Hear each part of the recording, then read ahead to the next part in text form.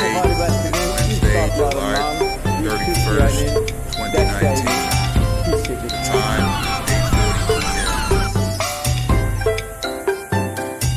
I'm going to get some gang-stalking caught on camera for you this evening. I am presently in front of the Palm Beach State campus, just across the street from the Palm Beach County Library, and I'm going to be heading towards the downtown area in Palm Beach County, the downtown shopping center. Let's go.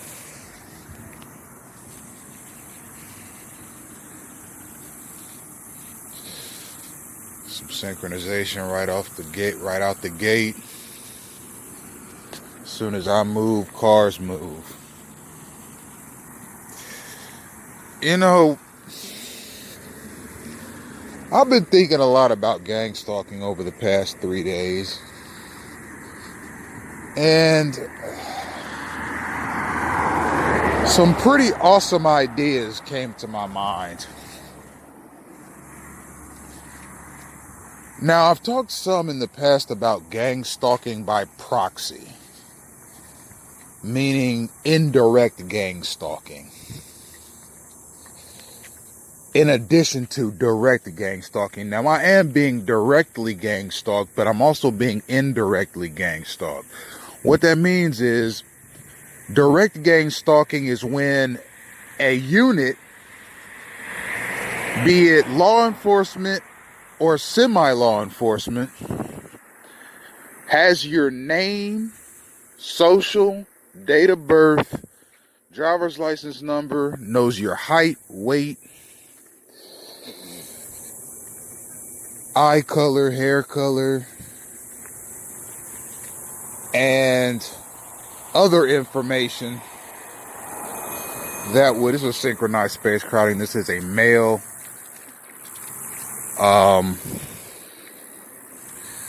I guess it wasn't a male, that was a female. But when I'm walking and people ride up behind me on bikes, tinkling that little bell, it's generally a male that does it. That is the first time I've ever experienced that, and it was a female. So, I don't know, I guess women ride around with those bell bikes as well. Anyhow, back to what I was talking about previously with and that's synchronized space crowding, by the way. She just happened to be driving down the sidewalk as I'm walking in the midst of all this chaos. Anyhow,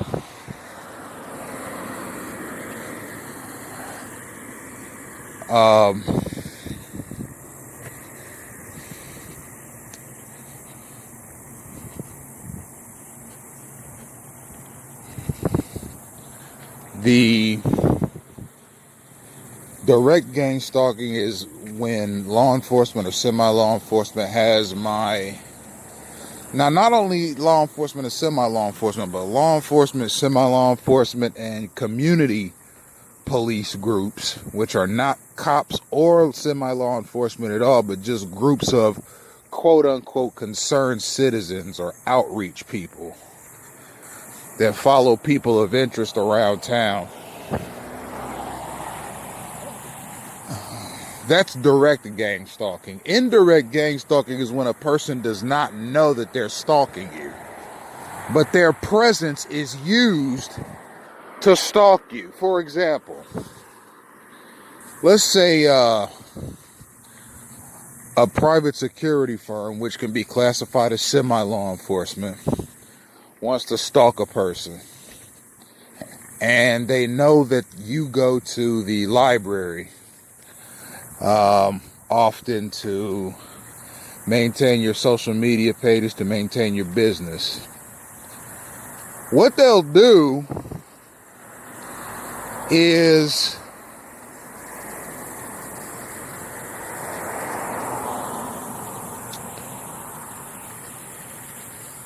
they'll send somebody after you. So take me, for example. I'm 6'5", about 230 pounds. I have an athletic build. I have black hair. It's styled in an afro. I have a mustache, a goatee, brown eyes, and I'm medium complexion. African American male. Generally wears dark clothing. Doesn't wear jewelry, no tattoos, no glasses,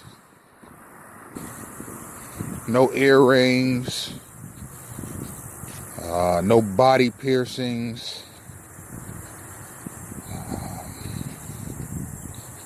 Generally on foot.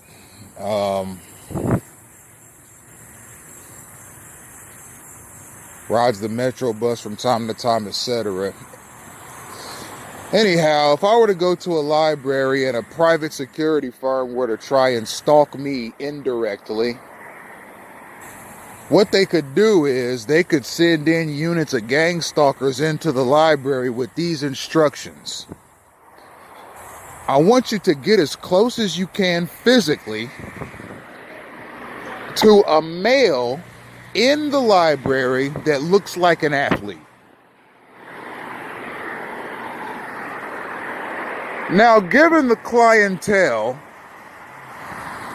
check this out, y'all. Right as I get to the curb, this little curve here, going left towards my destination, there's a vehicle coming just as I get there, right at the same time. How about that, folks? Anyhow, let's stick to what I was saying before. So I'm as I just described myself. If you were to see me walking down the street or in a mall or in a restaurant or in any retail store, or in a library, whether I'm sitting or standing, if you were to see me, you would think to yourself, oh, that looks like an athlete. Or, oh, that looks like somebody that might have played sports, organized sports, organized sanctioned athletics. And you'd be right. I played sports throughout my childhood. And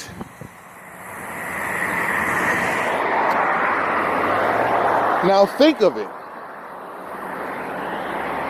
If units of gang stalkers are mobilized to go into the library and are instructed by either law enforcement or semi-law enforcement groups, which they obviously trust, as most Americans would. I mean, if a semi or law enforcement, if a law enforcement or semi-law enforcement were to tell most Americans to go and walk off the Grand Canyon, they do it. I mean, it's unfortunate, but Americans just seem to have this blind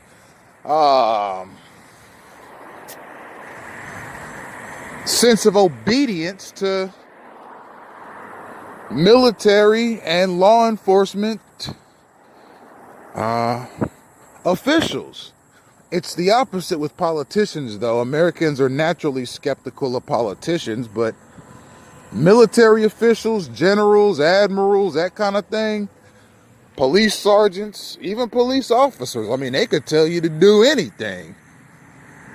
Just about, and I'm talking about the majority of heartland Americans and so forth.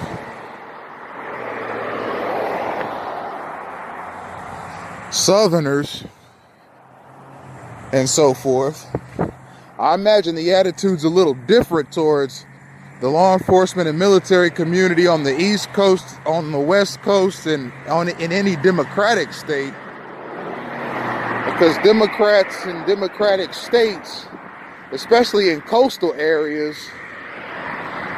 have more of a liberal ideology concerning law enforcement and the military that doesn't match up with heartland Americans and Southern Americans' idea of law enforcement and their role in society. Southerners, namely Bible Belt Americans and Heartland Americans, which is just the center of America, that geographical region, have a God and country mentality and have a what some would call a flag waving mentality, uber patriotism, blind loyalty to a country, right, wrong, or anything, you know? So some of these types would do anything that's told them. So if a person, and we're in Florida too, now mind you, Florida is, it can be pretty fairly summed up as a Republican state. It's a red state. South Florida is blue, but the majority of Florida is red.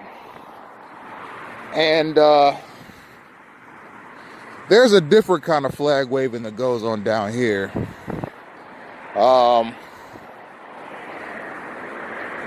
It's not exactly the kind of flag waving that goes on in Georgia or Mississippi or Alabama or Tennessee, or even the kind of flag waving that goes on in Oklahoma or Kansas,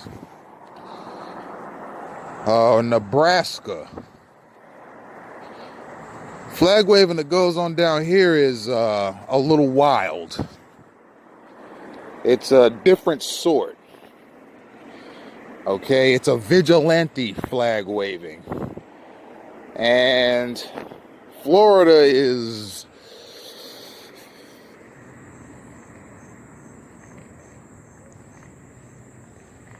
a bit weird when it comes to race relations, and I'll find time to talk about that in another video. But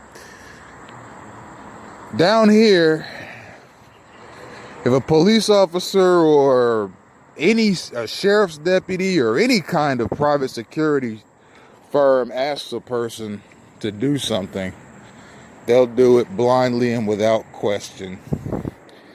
And if they were to tell people in units to go to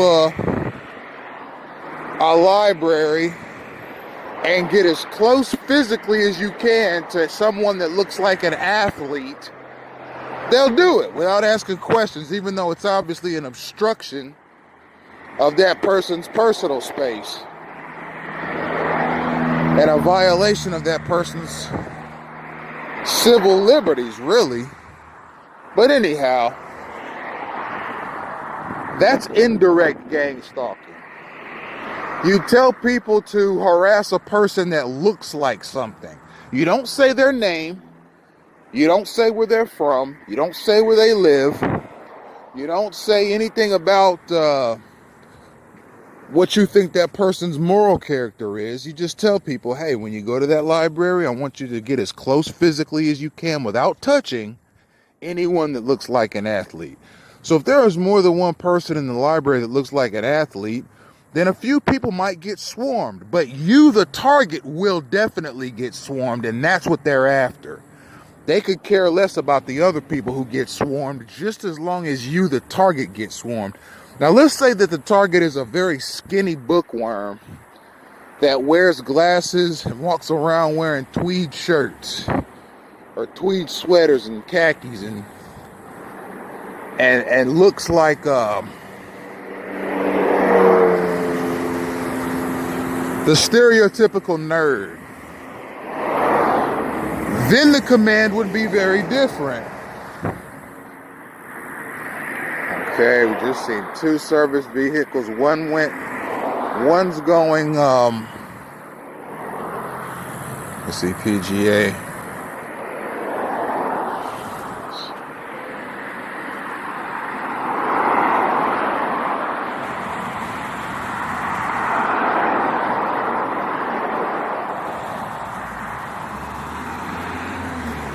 Okay, one was going west, one was going east.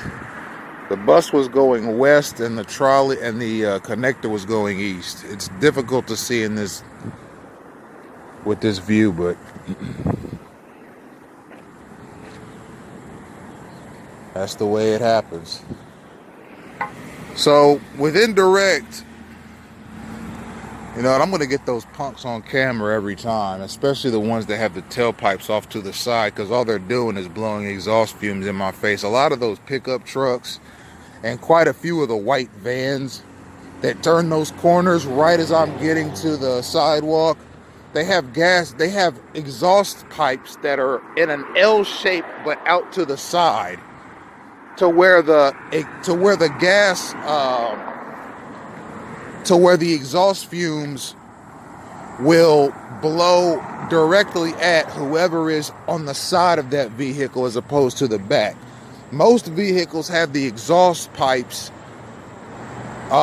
protruding out of the back of the vehicle, but a lot of these new pickup trucks and a lot of these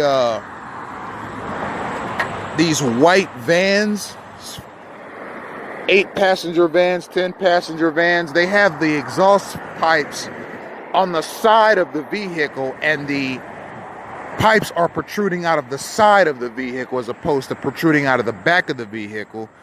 And when they turn that corner like that, that exhaust pipe is aimed right at whoever is on the corner, and it blows exhaust fumes right in your face. And that's the kind of chumpish, the kind of chumpish, punk, sleazy, weaselly, cowardly garbage that these gang stalkers like to pull. They like to do stuff like that to people while they're on foot and your stalkers are riding around in 2-ton automobiles. And after they pull that crap, then they drive off into the night and you never see or hear from those punks again. That's the kind of trash they pull out here. Check out some of my Bal Harbor, Florida gang stalking in action videos. The ones that are set at the Starbucks in Bal Harbor. You'll see some of the stuff those punks do with the exhaust fumes out in those videos. And then they drive off into the night. It's just punk stuff. Anyhow, 7 minutes of recording time left. I'm almost to the downtown shopping plaza, where I'll likely rest and maintain my social media further.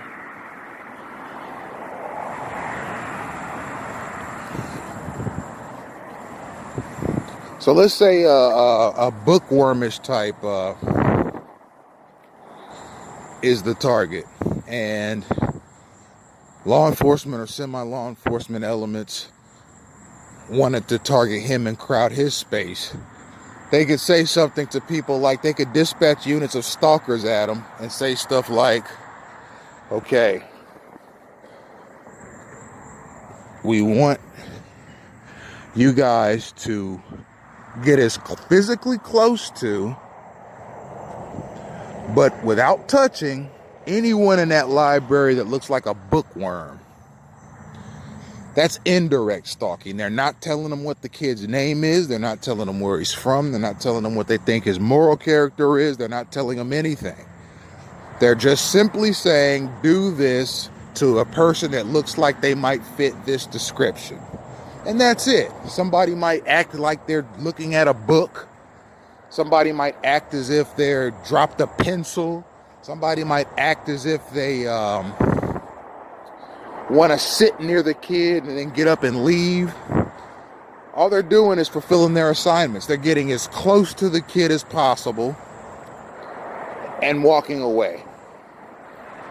It's really, it's criminally annoying psychological abuse and crowd and space crowding that's going on here. And it's a shame that stuff like this is facilitated in the United States, and it has to be legislated away, because this has obviously got roots in Department of Homeland Security, DEA, ATF, U.S. Marshal, local sheriff department, local private security firm, bail bondsmen, mind games.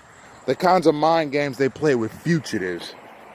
A person can just be thrust into one of these gang stalking campaigns on a whim. All you have to do is make the wrong enemy or fit a number of other criteria that they use to find people fit to be put in a gang stalking campaign right here in America. I'm telling you this right now. I don't ever want anybody to approach me or come to me and say that America is the land of the free or the home of the brave, because it is not. Stuff like gang stalking makes me want to go all the way back to the founding of America, where pilgrims came over here and basically scalped all the Indians, gave them syphilis, and basically exterminated that group. Then used African slaves as free laborers, beat and killed a lot of them. Then after the Africans were free, then we started seeing Jim Crow years later, institutional racism, police brutality, the denial of civil rights to blacks. Okay, then you started seeing programs like COINTELPRO and MK Ultra. Then you started seeing various governmental racist policies go into place. The failure to fund black schools and stuff, black public schools and stuff like that. Basically ensuring from the time a black kid goes to school that he's going to fail in life. Then you started seeing the unjust incarceration of blacks. And I think even today, 7% of the population, which is black males, make up 60% of the prison population. That's a program, ladies and gentlemen. You know why it's a program? Because there are a lot of private prisons in this country that benefit daily based on the number of prisoners. You got black men that are being overcharged for crimes. They're getting hit with trumped up charges, so they'll get maximum sentences in these private prisons that get something like $200 a day per inmate, courtesy of the taxpayer. You got that long line of history against black males. Now you got them in gang stalking. Don't talk to me about freedom in this country. Just get these punks off me. That's all I'm saying. And if you don't do it, I'm going to do it. How am I going to do it? I'm going to keep recording them. If I don't have the constitutional right to be free of this foolishness, I'm going to videotape myself out of it. And I know I'm being listened to right now. I know I'm being surveilled right now. I know I'm being bugged right now. Well, if you're bugging me, if you're watching me, let me talk to you. I think you're a sniveling coward. I think you're a waste of taxpayer money. I think you need to spend more time at home with your wives and your kids. A lot of you talk about how bad black men need prayer and Jesus and all that. Maybe y'all need to start going to church. I know who I am as a man, regardless of if I'm religious or not. I don't need none of you lecturing me on anything. And I definitely don't need you and your gang stalking minions following me around, annoying me every day. That's for sure. 30 seconds left. I'm right in front of the downtown. This is video number 93. I can assure you, ladies and gentlemen, you go to the Gang-stalking in Action Live video series on my Twitter at Senate and House, you'll see a gem in every video. Trust me. Synchronization right here. Trust me, these are not coincidences, they're derivations.